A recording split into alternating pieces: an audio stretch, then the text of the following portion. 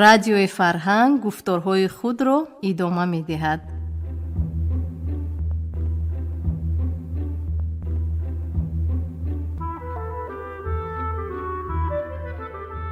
салом шунавандаҳои азиз, ҳоло аз хазинаи тиллоии радио романи иҷтимоӣ палатаи кунҷакиро аз рӯи асари нависанда Фазлиддин Муҳаммадиев бишнавед. ровӣ ҳунарманди мардумии Тоҷикистон Ҳабибулло Абдураззоқов.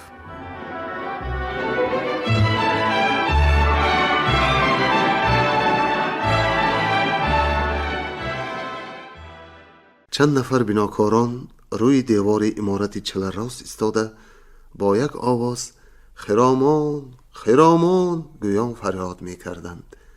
гилкорон билчаву андоваҳояшонро ба ҳам зада ишора мекарданд ки лою хишт тамом шудааст. иброҳимҷон чойи гарми нимширин нӯшид.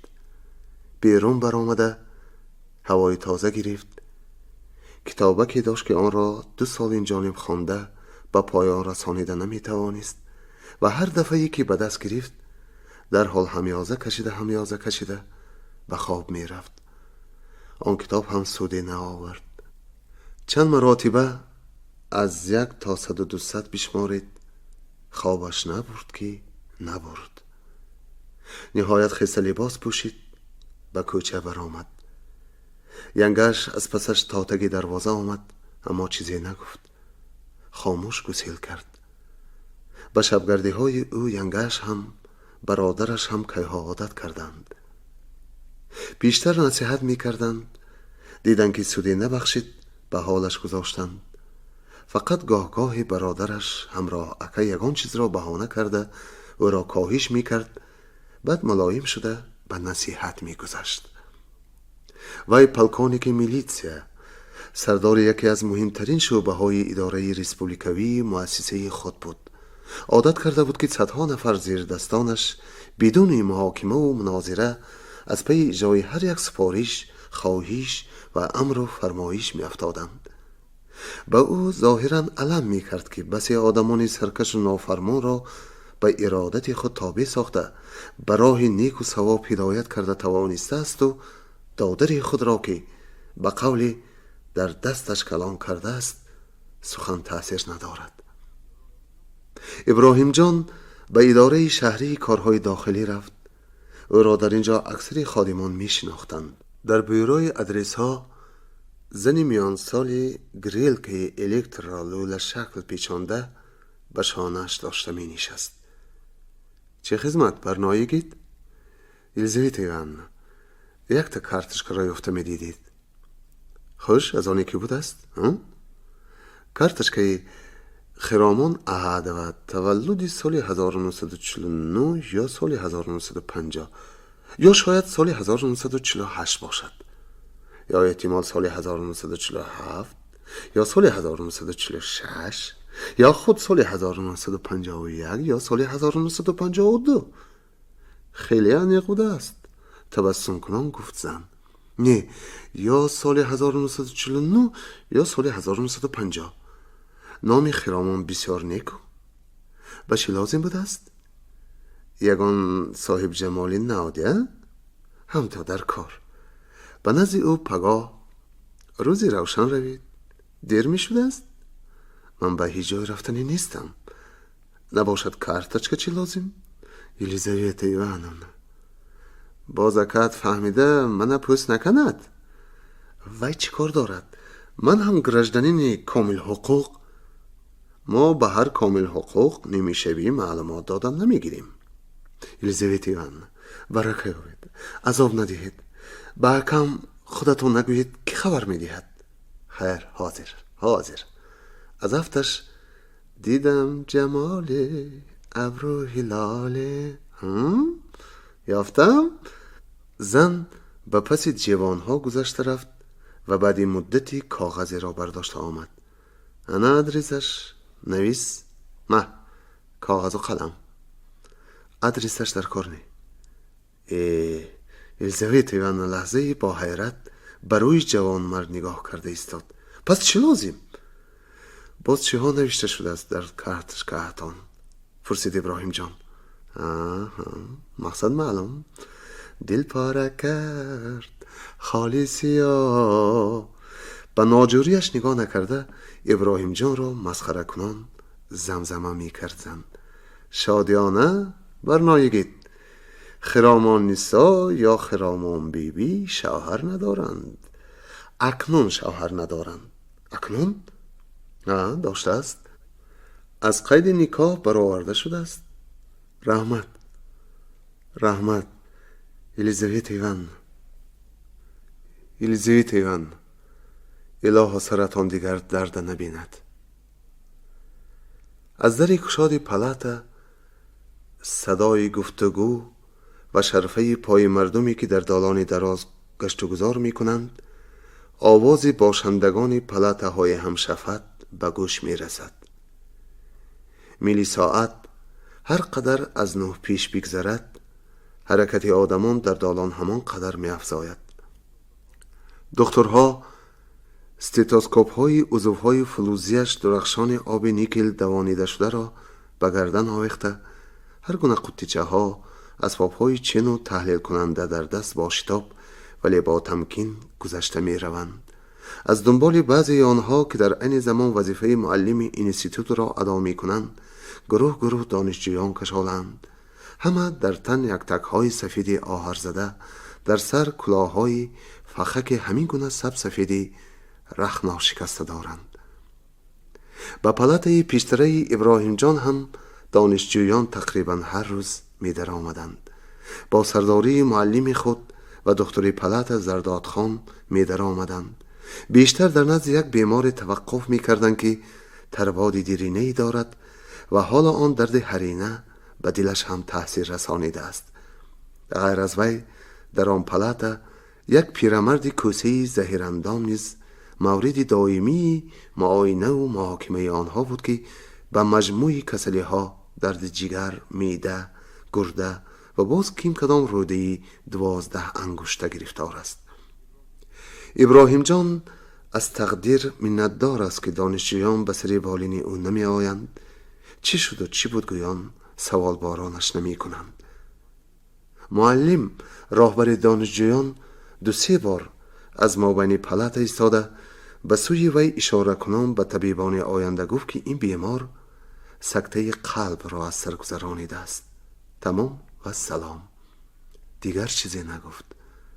دانشجویان هم گویا از این اشاره مختصر یک عالم معلومات گرفته باشند، به هم دیگر معنی دار نگاه ها افکنده برآمده رفتند. اما هفته گذشته پروفسور و دوسنت ها یک توده تراپیوت های از شهر و ریان های برای تجربه آموزی آمده را به پلات در آوردند. ابراهیم جان دید که جزگیری تاریخ بیماری او که عادتاً در جیوان همشیره شفقت زیور می خوابید و علی خان زرداد خان به آن هر روز هیچ نباشد نیم صحیفه معلوماتی تازه زم می کرد، حالا در دست این دکتر هاست. چند نفر آنها صدای دل او را با تأمل گوش می کردند. نبضش را سنجیدند. از وجاهتشان معلوم بود که همگی دکتران صاحب تجربه‌اند.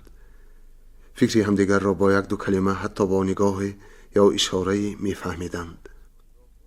راهبر معلم در انجام معاینه گفت که متخصصی که این بیمار را معالجه می کند به خلاصه آمده است که سکته او اتیپی، یعنی غیر تیپی، غیر عادی است.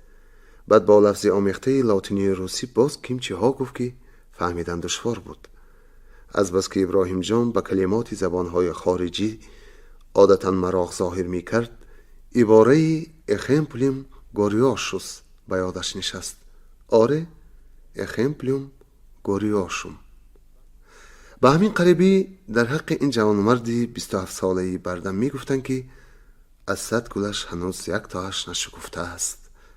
او می دانست که این عباره مجازی است و سخت مبالغه آمیز است، ولی از بس که سالم و تنومند بود، در عین نمو هم بود، این بها را اساساً درست می شمارید.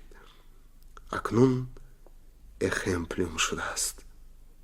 خود را یکدیگر را تسکین دادن از آیین‌های مقرری آدمیزاد است. زردادخان میگوید که حالا هیچ واقعا نشده است. او باز صحت می‌یابد، مثل پیشینه به کار و بار و روزگار خود بر می‌گردد. حتی فراموش می‌کند که یک وقتها به درد خطرناک گرفتار شده بود. انا، میگوید دکتر، انژینری مشهور بیناکار فلانی را میشناسید؟ یا معلم خود زردادخان پروفسور فلانی را؟ هر دوی آنها همین گونه کسلی ها را 5-6 سال قبل از این از سر گذرانیده بودند. خوش، حالا اسب بر این بردم به قوتند، کارشان را کرده گشتند. پروفسور طب بدن خود را به تدریج آنچنان آب و تاب داده است که زمستان قهرتون در نهر یخ بسته آبازی می کند. بله، یخ را با پاشنش گرز زده شکسته به حضور آبازی می کند.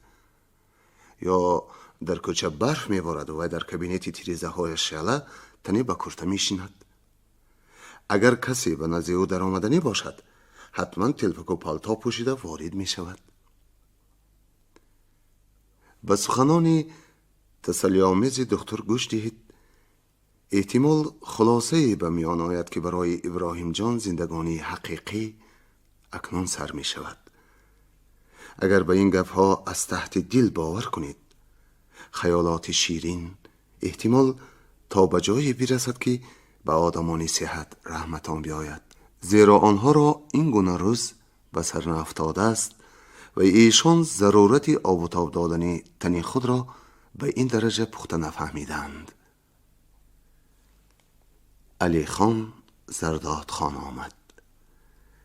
وی تقریبا همسن ابراهیم جان می نماید. قد موزون، اندام دلکشی دارد. به چشم و ابروان سیاه سرموی طرح چهرهش نگرید، خیال می کنید که این مرد از گرجی هاست. دکتر سلام داده اول همه را با تبسم نرم نوازش آمیز از نظر گذرانید. پس نزدیکتی کریم جانکه روی کرسی نشسته به معاینه او پرداخت. کریم جانکه را به قریبی آورده خوابانیدند. فشار خونش بلند شده به حد خطرناک رسیده است. خود همان ساعتی آوردهشان و باز دین روزانه به گردن و چکه هایش زلوگ ماندند. حالا گردنش دا کپیچ. از بعضی جایهای زلوگ مکیده هنوز خون تراویده داکه را ارغوانی کرده است و به این مردی کلوله غمه نمودی واهم انگیزی داده است. ابراهیم جان طبیبش را بار نخست هنگام نیمت هوشی دیده بود. اولها راستی گپ فکر میکرد که افسوس وقتی او چندان باورار نبوده است که در چنین یک روزی پرتهلکه به دست دکتری حضربی تجربه ناک نافتاده است و پیشتر به درد گلو، گریپ و دیگر مرضی های موسمی هر سال گرفتار شده به مرحمت طبیبان پناه می برد. و از جمله این قوم او شخصانی را می پسندید که صرف نظر از جنس یا سن و سالشان آدمانی با قوت و با غیرت باشند، با را و بدون فکر و اندیشه دور و دراز آمیرانه و با جدیت تام سخن بگویند. همین قبیل دختران هستند که حکم خود را به کار افتاده از دقیقه اول میگذرانند. خوش، خدمت میگویند آنها با یک وجاهتی که در واقع به خاطر شفا یافتن بیمار به همه گونه خدمت، زحمت، حتی لازم شود عذاب و عقوبت هم آماده بودن آنها را نشان میدهند. و همین که شما لب به سخن گشاده به کسلی خود اندکی اشاره نمودید، در حال از مطلب پی برده شما را چوس و چالاک برای تختکتی کمبر قاق و تابستان و سیمستان یخ بر این سر خود خوابانیده با دستان گیرای پرزور اعضای بدنتان را بغجیم کردن و پوچیدن و تق با انگشت یا گم با یانه مش زده به سنجیدن و آموختن سر می کنند. زردادخان گویا تمام عکس این نوی طبیبان بود وی مرد جسماً تنومند و قوی و توانا نماید هم گویا قدمش را میشماریده باشد. خیلی سست راه میگردد. هنگامی معاینه بیمار حرکتهایش بغایت سست و نهایت بی‌جرأتانه. به خیال ابراهیم جان تا دمی که او کرته بیمار را بالا برداشت، نوگی رودچه های استیتوسکوپ را به گوشهایش خلانده، خودی اسباب را به سینه بیمار نهاده به گوش کردن تپش قلب شروع می کند، یک عالم فرصت گذشته می رفت. کجایتان درد می کند؟ سوال می داد دکتر. هر وقت هر جا. حاضر رگ‌های جاغم سیم درد می کنند، جواب می گردانید ابراهیم جان و با غصه از دل می گذرانید که نه، بخت او ناسازگار بود است که 27 سال صحت و سلامت گشته اکنون به بیمارستان افتاد و صد حیف و دریغ که به دست طبیبی 4 کس می دیدگی نه افتاد. از این پیش کجایتان درد می کرد؟ باز سوال می داد علی خان. ابراهیم جان با همان آهنگ بی پروایانه که از گفته شنید به نتیجه چشمدار بودنش را افاده می نمود جواب می گفت دستم. چپش. زرداد خان با شماریدن نبض شروع می کرد. او از بند دست بیمار داشته با انگشتان قاق و دراز و سرموی خود جای موافق ترینی نبض سنجی را کافته نهایت می یافت و فقط بعد همین دست چپش را بالا کرده آستین یک تهش را از بالای ساعت دور می انداخت. مدتی توقف نموده به شمردن نبض سر می کرد. برابر هر یک ضرب قلب دکتر چشم از ساعت نکنده سر خود را یک بار خم و راست می نمود. به همین طریقه چی مقدار بودن نبض بیمار را همه حاضران از جمله خود بیمار نیز روشن می فهمیدند. ذات‌هایی هستند که چیزی را با قیچی بریدنی شوند، البته دهانشان را برابر تیغ‌های قیچی حرکت می دهند. دلتنگانه فکر می کرد ابراهیم جان. نفس شماره این جناب هم به دهان کج کنی همان قیچی دستان می ماند. خیریت، عقیده ابراهیم جان در خصوص دخترش دیری نگذشته هنوز پیش از کوچیدن به این پلته کنجکی دیگر شده بود. قیافه، طرز رفتار و گفتار زرداد خان در ظرف این 1 ماه دیگر نشده است. بی شبهه، لیکن ابراهیم جان اکنون باطن طبیب خود را، رابطه خلق و خصلت‌های او را چنان که عالمان می‌فرمایند با ساخت پسیخیکی او دریافت و قسماً باشد هم درک نمود. او قبل از همه پی برد که حرکت گرانبارانه دکتر با کار پرشدت فکری او، با اندیشه عمیق او درباره وضع بیمار و جریان بیماری، با ملاحظه رفت معالجه و بسیار نقطه های دیگر علاقمند است. زرداد خان از طایفه آدمانی است که از خصوص نمود ظاهری خود، چگونه تأثیرات گذاشتن رفتار خود، یعنی طرز قدمگذاری، سلام علیک و گفتار اندیشه نمی کند. به این نقطه ها نهایت کم اعتبار می دهد، بلکه هیچ اهمیت نمی دهد. آره، زرداد خان هنگام شمردن نبض پدسین سرش را به یک طرز خنده آور، به طرزی می توان گفت کودکانه خم و راست می کند. اما او در این اصلا نه فقط با شمار عادی نبض و مقایسه آن با گردش ثانیه سنج بند است.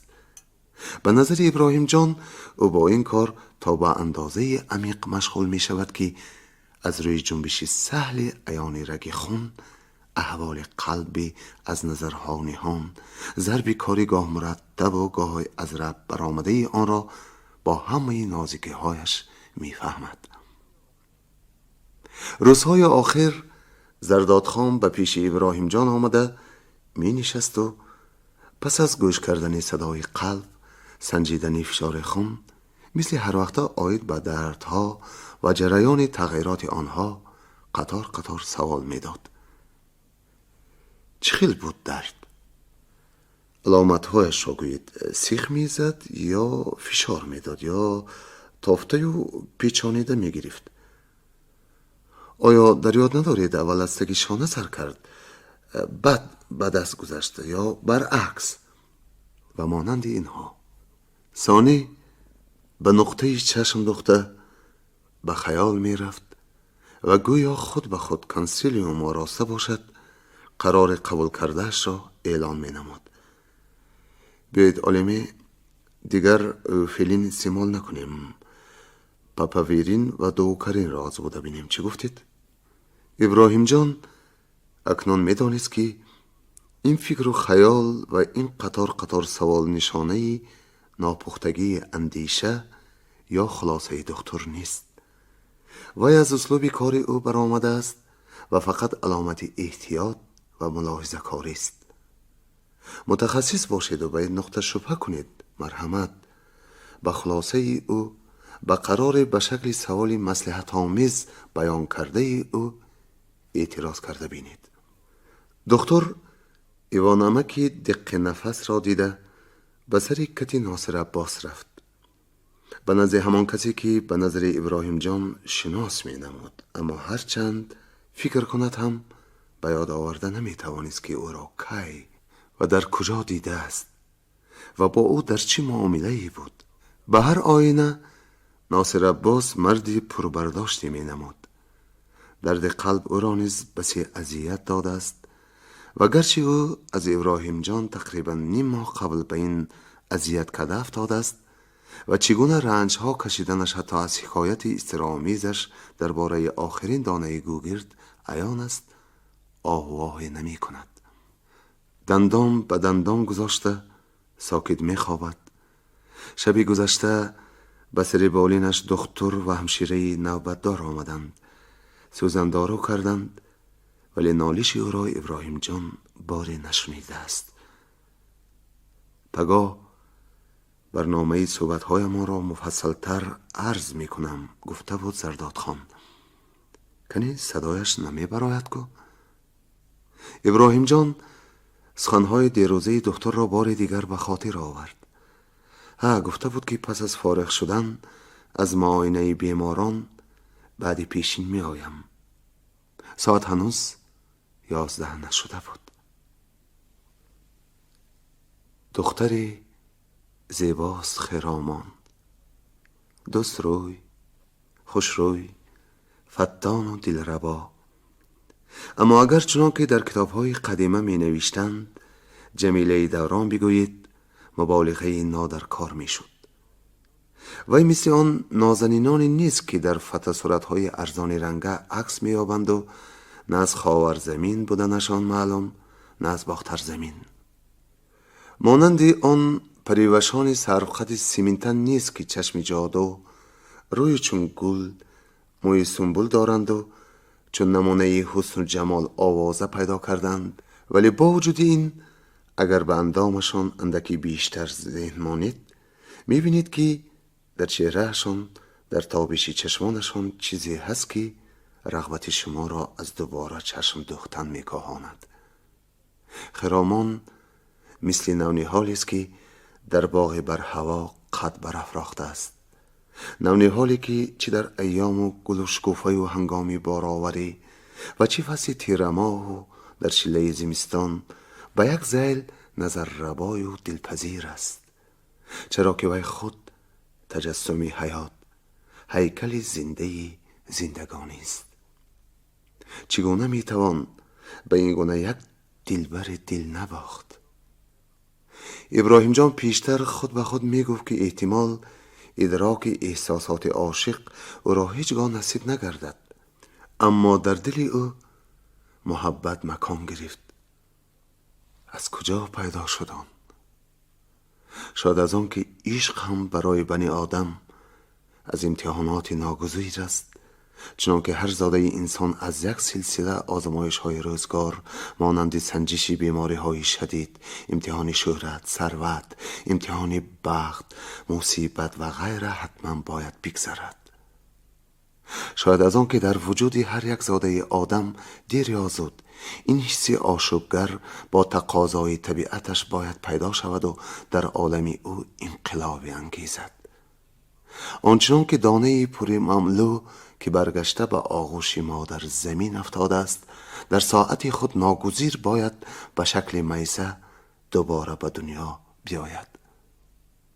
بیشتر ابراهیم جان نقل رفیقانش را از عشق دلفگار شنیده یا باطناً خنده می گرفتش یا لاابالانه همیازه کشیده بی پروایانه گوش می داد.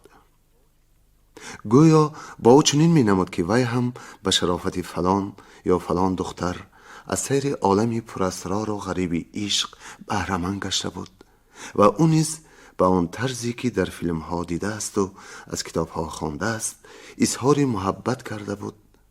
ولی دیری نگذشته حس می کرد که چیزی که او عشق می پنداشت هوای و هوسی مراق در گذری بوده است و بس.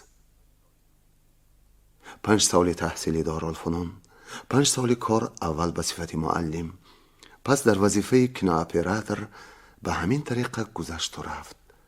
ماده عشق او اگر به جوانان دیگر مقایسه شود آنقدر تیز بدل می گردید که برادرش همراه اکا از این حال سخت به تشویش افتاده بود.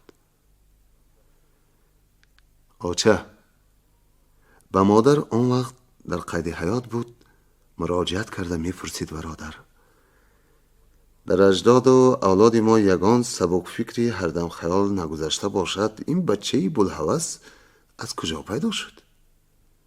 مادر تسکین آمیز می گفت که در آوان جوانی خونه همه در جوش است. حالا ابراهیم جان هم جوشیده دمش پس می شود، یگیتی وزنین و با تمکین می شود. ابراهیم جان چندین سال به مادر و برادر یک مدت دیگر برداشت کنید گویان هر دفعه به صفت عروس شونده نام دختری نوی را به زبان می گرفت و با هر بهانه خانه‌داری را به تأخیر می انداخت. نهایت روزی همراه اکا به مادر گفت که پسرش بدگشت، بد اخلاق می شود، با زنهای سبکپا رابطه پیدا کرده به تأثیر جوانان عیاش افتاده است. و نزد مادر مسئله را کندلنگ گذاشته گفت که زیاده از این اختیار را به دست این بی سر داده ماندن صلاح نیست. هرچی باداباد به طرز قدیمه باشد هم او را نوی کرده پابندی زن خانه و جای باید ساخت. برادر در ضمیر دلگمانی داشت که از این تکلیف دادرش شوریده جنجال و عربده خواهد برداشت. ولی برخلاف پنداشتی او ابراهیم جان آرام بود. او به خود می اندیشت که همین قدر سال منتظر بود که مثل همسالانش یکی را دوست داشته با رضایت تمام طرفین عائله برپا نماید. مادام که سالها بر هدر گذشته رفتند و او به سال 26 قدم نهاد دیگر حاجت به انتظاری نیست. جوره هایش کیها پدر 2 فرزند شدند. توکل هزاران سال اجدادانش به همین آیین خاندار شده روز گذرانیدند. هیچ کدام آنها از بدبختی غصه مرگ نشده است. ابراهیم جان به دستور قدیم خاندار شد و رسا پس از 1 سال از زن نکاحیش جدا شد. سلام خرامان. سلام ابراهیم جان، آمدید؟ آمدم. یگان کارتان چله مانده است؟ نه، خودم آمدم. دیدم که خودتان آمدید. تراکتور کشاله نکرده است؟ حاجت به تراکتور نبود. این هم بد نه. لیکن در این خیل موردها به خیالم را گذر بودم. سر قدم در آمدم میگویند. نگاه شوخ جوانزن خجالت ابراهیم جان را دوچندان می افزود. راستش را گفتم و ماندم. راه گذر هم نبودم. مخصوص به نزد شما آمدم. التفات کرده اید. تشکر. به ناخواست از دهان ابراهیم جان برآمد این کلمه بی ربط. به شما تشکر ده؟ پس چی کار میکنیم؟ اگر شناس نمی بودیم می گفتیم که بیایید شناس شویم. خرامان یک قدر ناسازی را که از ملاقات با مرد بیگانه در پیش نظر همکارانش حس می کرد، با آهنگ شوخی آمیز گفتار با چنین حال روپوش کردن می خواست که خود را بغایت بیباک و بی ایبا وانمود می کرد. ابراهیم جان نیز در این تدبیر راه نجات را از خجالت دیده شرط بازی را پذیرفت و به ادای نقشه خود پرداخت. آدمان شناس باشند، شناسی را دوام دادن ممکن. یافته که ابراهیم بعد شناسایی را به دوستی تبدیل دادن ممکن، سان دوستی را به مناسبتی از آن هم قرین‌تر، همتونه؟ به ناگاه خرامان قیافه جدی گرفت. او به ساعتی دستیش سپس به دیوارهای چله آشانه یکمی امارت نظر انداخت که از آنجا کارگران هر زمان به سوی او بی‌صبرانه نگاه می کردند ولی چیزی نمی گفتند. تنفس تمام شده است. شاد باشید، گفت خرامان و چالاکانه با پیکر آهنینی منارکران چسبیده از زینه بالا رفت.